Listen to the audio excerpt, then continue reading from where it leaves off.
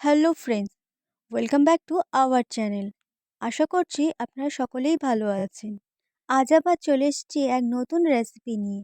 কাঁচা টমেটোর ঝাল গরম ভাত দিয়ে খেতে অসাধারণ লাগে। চলুন সেটা আপনাদের শেয়ার করি। তার জন্য লাগছে আমাদের কাঁচা টমেটো, কাঁচা লঙ্কা কুচি, আদা বাটা, রসুন বাটা, পেঁয়াজ কুচি। কড়াইতে তেল গরম করে আমি এর মধ্যে ফোড়ন দিয়েছি হাফ চামচ কালো জিরে আর দুটো শুকনো লঙ্কা। ফোড়নটা ভাজা হয়ে গেলে এর মধ্যে আমি দিয়ে দিচ্ছি কুচনো কাঁচা লঙ্কা। কাঁচা লঙ্কাটা একটু ভেজে এর মধ্যে দিয়ে দিচ্ছি কেটে রাখা পেঁয়াজ। পেঁয়াজটা আমি লাল করে ভেজে নিয়েছি, দেখতেই পাচ্ছ তোমরা। এর মধ্যে পেঁয়াজটা ভাজা হয়ে গেলে এর মধ্যে রসুন বাটা আর আদা বাটা এই তেলের মধ্যে দিয়ে দেবো। দিয়ে ভালো করে নেড়ে চেড়ে নিচ্ছি, দেখতে পাচ্ছ। রসুন আর আদাটা ভাজা হয়ে গেলে এর মধ্যে আমি দিয়ে দিচ্ছি কেটে রাখা কাঁচা টমেটো।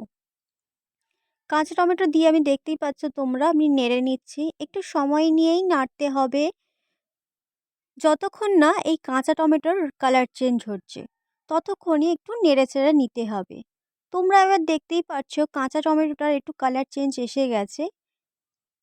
এর মধ্যে আমি একটু মাঝখানে ফাঁকা করে এই তেলটা এই মাঝখানে চলে আসছে, দেখতেই পাচ্ছ। এই তেলের উপরে পরিমাণ মতো নুন, হাফ চামচ হলুদ গুঁড়ো, হাফ চামচ লঙ্কার গুঁড়ো আর হাফ চামচ জিরে গুঁড়ো দিয়ে এই তেলের মধ্যেই কষিয়ে নেব, যাতে এই মশলাটার কাঁচা গন্ধ না থাকে আর মশলাটা একটু ভাজা হয়ে যায়।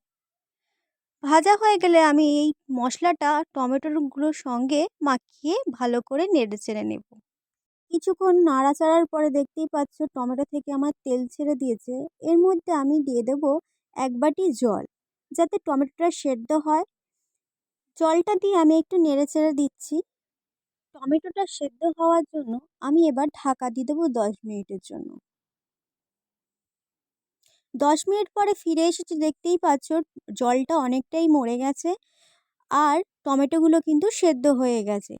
কি সুন্দর মাখা মাখা হয়ে গেছে, দেখতেই পাচ্ছ তোমরা।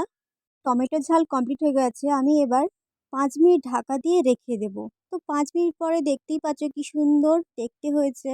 এই রেসিপি যদি তোমাদের ভালো লাগে অবশ্যই লাইক, কমেন্ট, শেয়ার করো। Thank you for watching video.